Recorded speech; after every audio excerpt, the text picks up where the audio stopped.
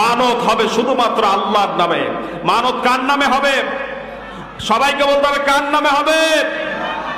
আল্লাহ ছাড়া কারো নামে মানত করা যাবে না। বিভিন্ন মাজারে গিয়ে দেখা যায় যে বাবাকে সেজদা দেয়, ঠিক কিনা?